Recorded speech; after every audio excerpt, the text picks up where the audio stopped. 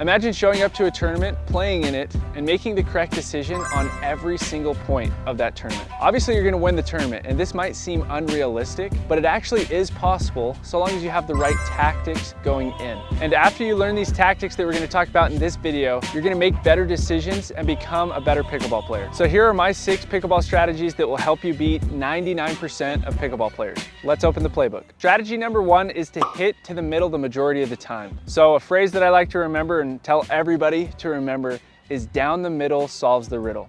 If you go down the middle, majority of the time you're gonna win the point because 1, you're gonna take away your opponent's angles, and 2, your opponents are gonna be too busy covering the sidelines. Both of them are gonna spread out, and oftentimes it leaves this gap in the middle that you can then hit the ball through. So in order to understand this better, check this out. So as you can see, if you're standing at the middle of the court, you can hit the ball to the even side of the court, the odd side of the court, or back up the middle of the court. The problem is that when you're at the middle, you can't hit them very far out wide. So you wouldn't be able to pull your opponents off the court from the middle. Now, if we act like we're standing on the left side of the court, specifically right at the corner of the court, you now have those same exact options, but our angles become much larger. We can now hit the ball really cross court, down the line, or up the middle. It's the same exact thing if we stand on the right side of the court. That angle to hit the ball back to the other right side of the court is a lot greater from this position. We could also hit the ball up the middle or down the line. So if we want to give our opponents less angles, we want to place the ball up the middle of the court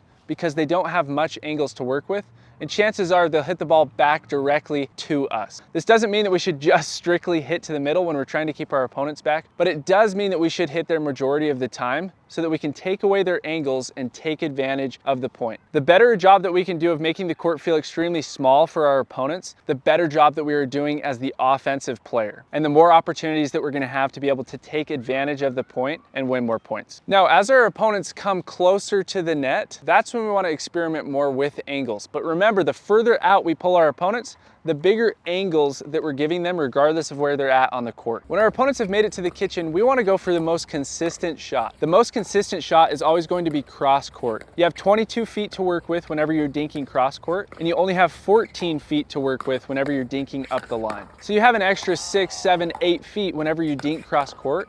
So you want to go to that position the majority of the time because it's the most consistent shot for you. That said, it's always a good decision to hit up the middle whenever our opponents pull us off the court. So whenever we're in a defensive position, we don't feel comfortable, they've pulled us off the court when dinking, hit that next ball up the middle and then recover back towards the middle because they have 2 options. They can either speed up the ball offensively from the middle through the middle of the court, which you'll be covering, or they can dink the ball back cross court, which you'll have time to then get to.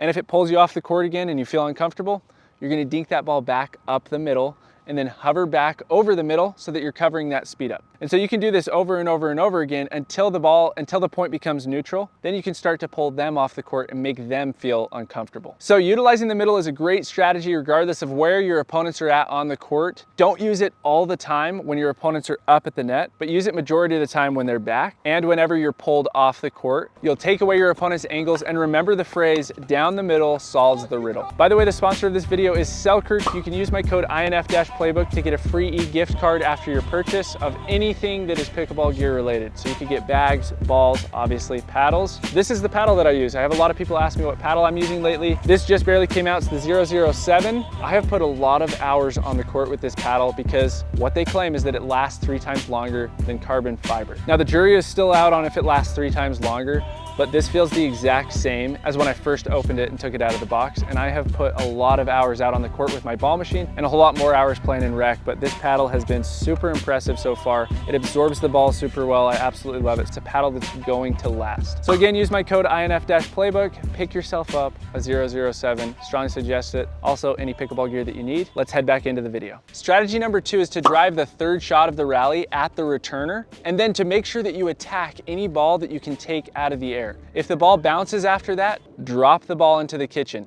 If it doesn't bounce, take the opportunity to attack, because with your forward momentum, you're gonna add pace onto the ball and you're gonna catch your opponent off guard. I'll hear from so many players that you should always reset the ball if you're at mid-court, but if the ball is high enough that you can take it out of the air, if you speed up that ball and then move forward into a more optimal position, they're gonna be late hitting that shot. The next time that you get out on the court, I want you to try this with a drill. Start at mid-court, feed the ball in, and then rush the net. You'll be able to tell very quickly that you're actually the player on offense, they're the player on defense. That said, remember, if the ball bounces, we're dropping that ball into the kitchen. Any opportunity to take that ball out of the air and be offensive, we need to be taking and capitalizing on. So why do we then hit that drive to the returner majority of the time instead of the returner's partner? So check this out. If we look at this point right here, if you were to drive this shot at the partner that is already established at the kitchen that's not returning the ball, they're gonna easily be able to hit that ball back. Whereas if you hit it to the partner that just returned the ball and is running forward, they're not in an optimal position to be offensive with the shot. You can easily hit the ball near their feet to where they then have to hit the ball up from there. This results in lots of points being finished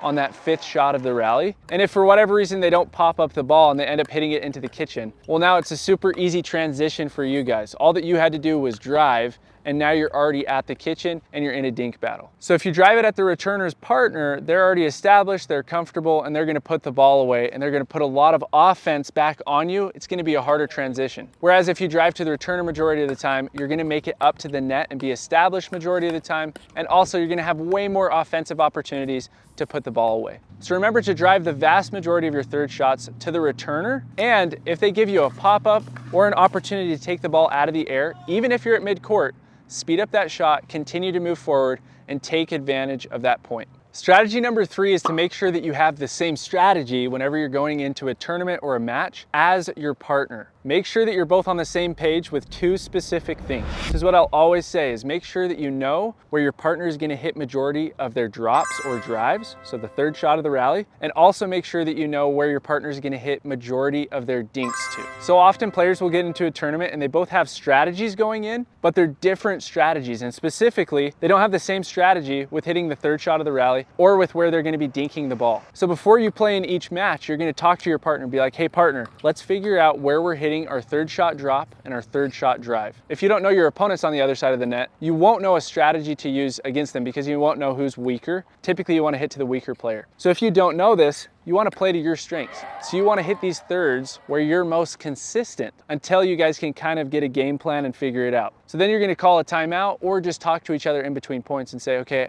I think we need to target this player. So let's hit majority of our 3rd shot drops and our 3rd shot drives to this player. So check this point out. If you know where your partner is driving the ball, it's really easy to do a shake and bake. Meaning, if my partner drives the ball like what's happening in this point, I can then cover the court and take that next shot out of the air and finish off the point. Whereas if I don't know where they're driving the ball, I kind of have to guess either right side or left side, and then I'm gonna be late getting to that ball. And so I just missed out on a huge opportunity to finish the point that quick, and now my partner has to cover for me. It's the same exact thing with the drop. If I know, for instance, that me and my partner have decided we're gonna hit majority of our drops cross court, I then know that as soon as my partner hits the drop, the ball is gonna be in front of me. So it's not gonna be a good idea to move forward into the court. Whereas if our strategy is to hit the ball down the line, I know that I can get away with moving forward to a more optimal position because the ball is gonna be further away from me and instead in front of my partner. So even if he pops up the ball slightly, I can still be at mid-court and have a pretty good chance, unless of course he pops up a lob or something like that. So now that me and my partner know where we're hitting majority of our thirds,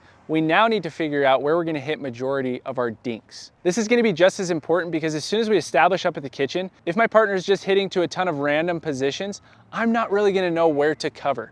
Whereas if we're hitting to the same position every single time, I only have to cover the same spot every single time. For instance, if we've decided that the weaker player's on the right side of the court and we're just gonna dink to the right side the entire time, I, as the other right side player, will cover the middle the entire match, and my partner will just have to cover the line and his body. Now, this doesn't mean that you have to dink the ball to the same exact position every time. Maybe your guys' strategy is, hey, let's hit all of our dinks, or as many as we can, cross court. So since I'm on the right side, I'm hitting it to the right side, and since he's on the left side, he's hitting every single dink to the left side. And the reason that this is a good strategy for you guys could be as simple as it's the most consistent thing for us. This is where we are most consistent. You're not gonna be as consistent hitting the ball up the line. And if you're more consistent, you're obviously gonna win more points. But that said, there is a specific dinking strategy that I use all the time that I learned from pro Tyson McGuffin that we're gonna talk about next. Strategy number 4 is called pinching. Pinching is where you hit every single dink to one corner of the kitchen. This puts a lot of pressure on just that opponent as you guys hit every single shot to them. The reason that it's called pinching is because the opponent that's getting pinched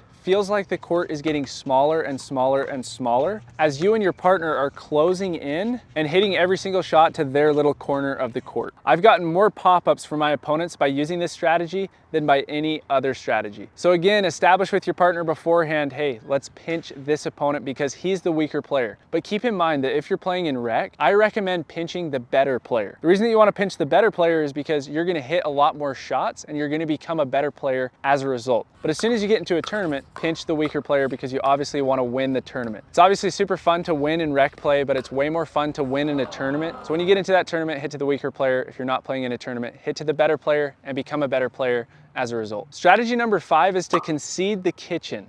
This is a super weird strategy because in other sports, we never concede to our opponents. But in pickleball, we get to a point where we need to concede the kitchen so that we can create other opportunities to be offensive. So check this point out. The returning team is always the conceders because whenever you're returning the ball, you're on offense. So the player returns the ball and now they're both up at the net by the time that their opponents are hitting the third shot of the rally. Now that they're in this position, they're trying their darndest to keep their opponents back as much as possible. Because if they're up and their opponents are back, they're on offense. As soon as their opponents make it up to the net, they're now neutral with each other. Now notice when their opponents hit a good enough shot to make it past mid-court, the returning team then concedes the kitchen and begins to dink the ball. On the other hand, had this player not conceded the kitchen and dinked that ball, they would have lost the point instantly because from that position, if they are to speed up the ball, they can only hit it up since they have to hit it above the net. And now their opponents, which are supposed to be in defense, getting to a neutral position, are now going from defense directly to offense, and they're gonna put the ball away. So the rule of thumb to use is if your opponents have made it past mid-court, as weird as it is, concede the kitchen and look for other opportunities as soon as you guys are in a dink exchange. Opportunities meaning that the ball is high, you can take it out of the air and create offense. Number 6 isn't so much a strategy as it is a tactic, but is to learn to dink with topspin. Learn every single dink with topspin. Obviously, if you're just getting into pickleball, you need to learn how to dink first and just do your basic push dink. But after you have learned that and mastered that, it's gonna come down to figuring out how you can be more offensive with your dinks. The best way to do that is with topspin. There are certain players at the pro level, such as Connor Garnett and Annalie Waters, that don't even see a ball to them because they hit such massive topspin on their dinks. So whenever they're in a dink exchange, they'll get like one ball every 10 minutes, and then their partner is just constantly hitting dinks because they don't have that offensive topspin that these top players have. If you want to learn how to dink with topspin, you can check out my new video right here. In it, I go into depth on how to hit every single topspin dink that there is. So if you want to learn how to dink with topspin, click that video and I'll see you over there.